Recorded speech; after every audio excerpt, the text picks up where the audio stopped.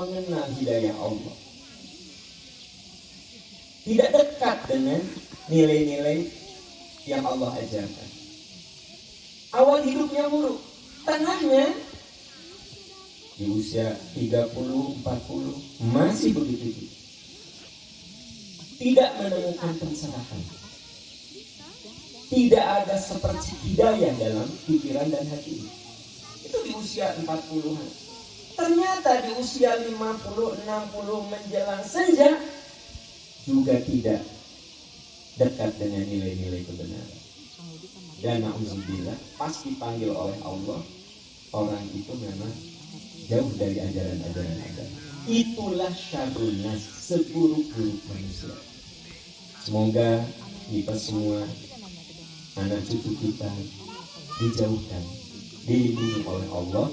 Jangan sampai menjadi orang yang syarrun nas, seburuk-buruk manusia. Itu yang pertama. Yang kedua, abghadun nas, yaitu orang yang husnul bidayah. Waktu muda dia soleh, remaja muda dia soleh, sholat dijalankan, puasa dilaksanakan, dosa maksiat dijauhi. Begitu usianya menjelang 30, 40 dan seterusnya, malah ibadah-ibadah dan kesolehan yang sudah dia lakukan sebelumnya pelan-pelan ditinggalkan. Sholat mulai ditinggalkan, puasa mulai ditinggalkan, dosa dan maksiat dijalani. Na'udzubillah, di ujungnya su'ul bidayah, dia dalam murka Allah Subhanahu wa ta'ala. Nah, itu manusia yang paling merugi karena awal hidupnya baik. Dan yang saya ceritakan ini real di masyarakat itu ada. Jadi ada orang yang awal hidupnya buruk, tengahnya buruk, ujungnya buruk, itu ada. Orang yang abghadun nas, manusia yang paling rugi, awal hidupnya bagus, orang aja dewasa itu baik gitu loh. Di usia 40-an itu, 30-an, 40-an, bukannya makin baik, menurun. Nah, yang kita lihat di masyarakat ada tipe seperti ini. Semoga kita pun berlindung kepada Allah, jangan sampai kita, anak cucu kita mengalami hal ini. Karena ini manusia yang paling rugi. Allahu Akbar, Allahu Akbar, Allahu Akbar, walillahil hamd. Dan yang ketiga adalah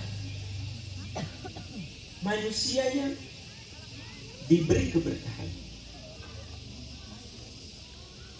Dikatakan diberi keberkahan karena berkah itu artinya bertambahnya kebaikan, bertumbuh gitu.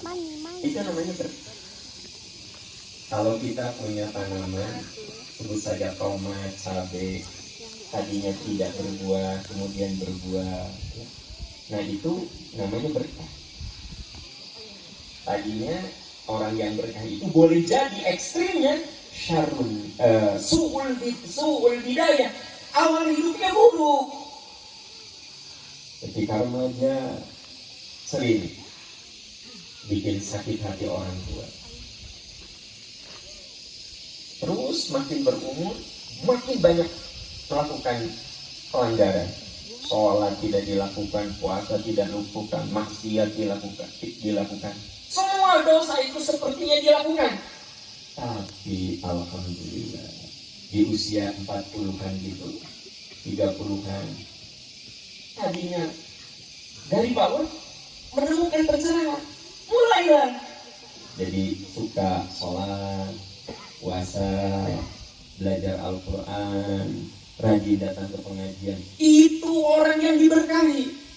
Su'ul bidayah, awal hidupnya buruk, tapi Allah berkenan memberikan hidayah. Boleh jadi itu karena doa orang tuanya, boleh jadi karena itu doa orang yang pernah dia tolong.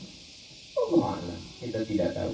Yang pasti dia diberkahi karena awal hidupnya buruk, pelan-pelan menemukan pencerahan. Bersyukurlah saudara-saudaraku tercinta.